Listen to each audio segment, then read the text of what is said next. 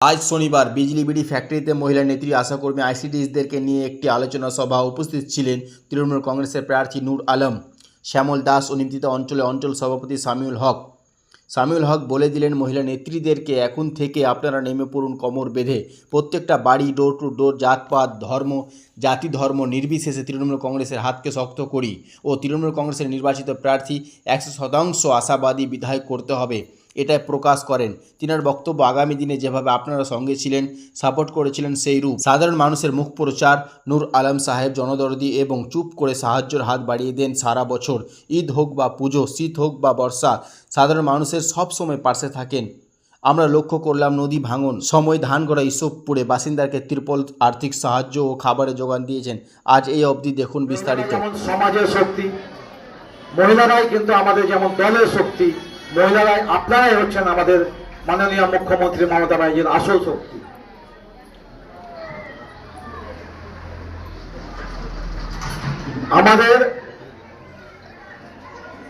আমাদের যে দলনেত্রী, যেহেতু যিনি মহিলা, তো অনেক উন্নয়নমূলক কাজ সমগ্র পশ্চিমবঙ্গের জন্য করেছেন। তার মধ্যে মহিলাদের জন্য উল্লেখযোগ্য অনেক বড় বড় কাজ করেছেন এবং এই উন্নয়নমূলক কাজগুলো শুধুমাত্র বেশিরভাগ মহিলাদের জন্য করা হয়েছে। এটা আপনারা অবগত আছেন এবং জানেন। আপনাদের কাছে শুধু একটা জিনিস, যেমন আপনাকে বললাম, মহিলারাই হচ্ছে আসল শক্তি এবং দলের শক্তি আপনারাই। আপনাকে একটা জিনিস মাথায় রাখতে হবে, এই যে আমাদের উন্নয়নমূলক কাজ, গঠনমূলক কাজগুলো হচ্ছে, এই ধারাটা যেন অব্যাহত থাকে এবং চলতে থাকে, এটাতে আপনারাকে একটা বড় ভূমিকা নিতে হবে এবং পালন করতে হবে। বিগত দিনে বিগত 10 বছরে আপনারা কিন্তু আমাদের এই দল তৃণমূলের সঙ্গে ছিলেন। আমি আশা রাখবো এবং আহ্বান জানাবো, আগামীতেও আপনারা সর্বশক্তি লাগিয়ে মাননীয় মুখ্যমন্ত্রী আমাদের মমতা ব্যানার্জি মহাশয় এবং এই দলের সঙ্গে থাকবেন। আমাদের এখান থেকে একজন দলনেত্রী একটা জিনিস বলেছেন, মোদি কা গ্যারেন্টি। মোদিজি অনেক গ্যারেন্টি দিয়েছেন, আমরা শুধু দুটো তুলে ধরবো। এই গ্যারেন্টিগুলো শুধু মিথ্যার গ্যারেন্টি, মিথ্যা প্রতিশ্রুতি। দুটো জিনিস আমি তুলে ধরছি আপনাদের সামনে। এক, এই যে আমাদের সরকার, আমাদের পশ্চিমবঙ্গে একটা স্কিম চলছে, যেটা হচ্ছে লক্ষ্মীর ভান্ডার। আজকে আপনারা বলুন তো, কতদিন আগে চালু হয়েছিল? কেউ জানেন কি কতদিন আগে চালু হয়েছিল?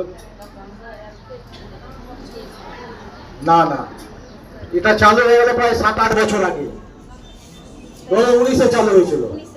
19-এ চালু হওয়ার পর আজ পর্যন্ত কন্টিনিউ চলছে। সেটা 500 টাকা থেকে আরম্ভ হয়েছিল, 1000 টাকা হয়েছে, আজকে 1500-1700 টাকা হয়েছে।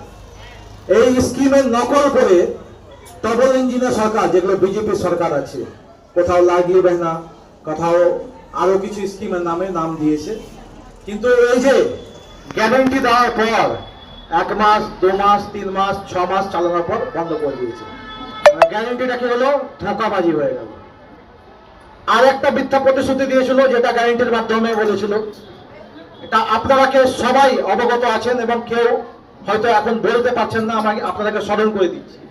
সেটা হচ্ছে কি, যেখানে রাজ্যে বা কেন্দ্রে বিজেপি সরকার আসবে, তো 600 টাকা করে গ্যাস সিলিন্ডার তখন পাওয়া যাচ্ছিল। ওরা বলেছিল আমরা 300 টাকা 400 টাকায় গ্যাস সিলিন্ডার দেবো।